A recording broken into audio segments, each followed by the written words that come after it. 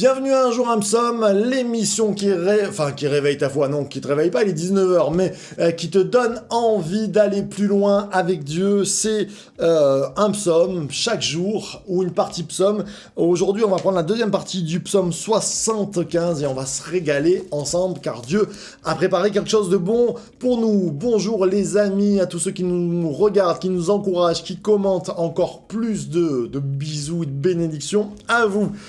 Alors, il nous a dit, on va prendre à partir du verset 5, on a commencé hier, le psaume 75. Je dis à ceux qui se vantent, ne vous vantez pas, et aux méchants, n'élevez pas le front, n'élevez pas si haut votre front, ne parlez pas ainsi le cou raide, car ce n'est ni de l'Orient, ni de l'Occident, ni du désert que vient l'élévation, car Dieu est celui qui juge, il abaisse l'un et il élève l'autre. Car il y a dans la main de l'Éternel une coupe où fermente un vin plein de mélange, et il en verse. Tous les méchants de la terre boivent jusqu'à la lie, et moi je l'annoncerai à jamais, je psalmodierai en l'honneur du Dieu de Jacob, et j'abattrai le front de tous les méchants, le front du juste s'élèvera. Amen. Waouh! Je vous dis, quand j'ai commencé un jour un psaume, je me suis dit on tombera sur des psaumes un peu étranges. Le psaume d'Asaph 75 est un psaume quand même qui est peut-être un petit peu déroutant. Ce qu'on va prendre, ce qui est intéressant, c'est premièrement l'élévation. Ça nous parle d'orgueil. On est dans un monde d'orgueil. Je trouve que il y a très peu de mesures dans ce que l'on entend, et de moins en moins. Par exemple, dans les politiques, je trouve que tout le monde veut avoir raison. Alors, c'est normal, mais je trouve qu'on pourrait avoir un peu de mesure. Et aujourd'hui, la politique est la déconstruction des arguments des autres, parce qu'on a raison. Je trouve ça un petit peu... je préférerais que la politique soit simplement le travail bien fait, et une vision sur quelque chose qui porte à cœur, que les gens ont à cœur, mais pas sur l'élévation de l'ego en écrasant les autres. Et quelquefois, on peut se regarder, se retourner aussi sur la vision de l'Église, que dans nos églises, pardon pour le bruit, que dans nos églises, il n'y ait pas de compétition. J'en parlais dernièrement, l'Église n'est pas un lieu de compétition, c'est un lieu de challenge. C'est pas la même chose.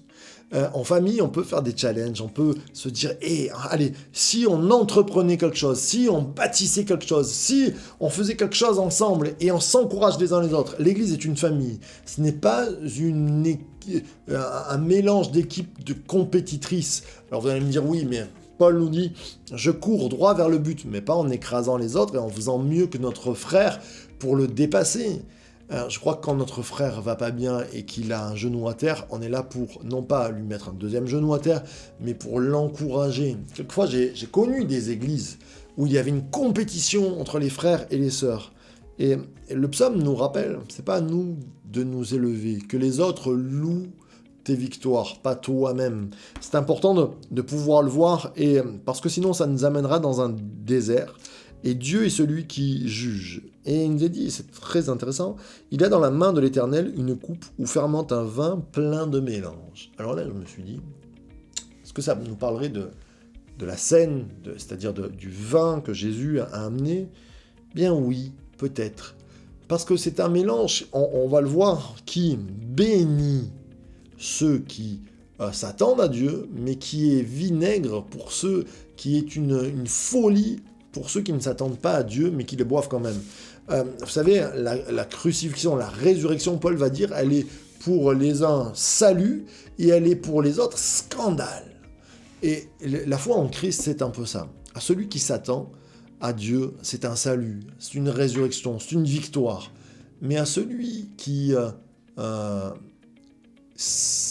fait passer sa personne en premier, et même quelquefois des chrétiens, oublie de faire passer Dieu en premier, eh bien elle devient scandale, la croix. Pourquoi elle devient scandale? Parce que Dieu ne donne pas gloire à un autre et ne permet pas la compétition entre les enfants de Dieu. C'est-à-dire que quand quelqu'un ne voit que sa petite personne, ça veut dire qu'il veut s'élever au-dessus des autres et qu'il veut en écraser d'autres. Et dans ces cas-là, à chaque fois, c'est dur à dire, mais ça se passe mal pour ces personnes parce que la coupe de bénédiction devient une coupe de malédiction dans le sens où elle devient vinaigre et elle fait tomber le méchant. Dieu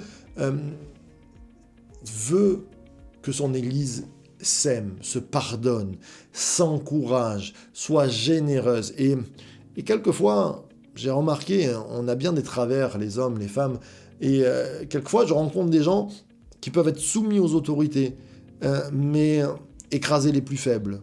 Et quelquefois je rencontre des gens qui peuvent aider les plus faibles, mais être totalement en rébellion avec les autorités.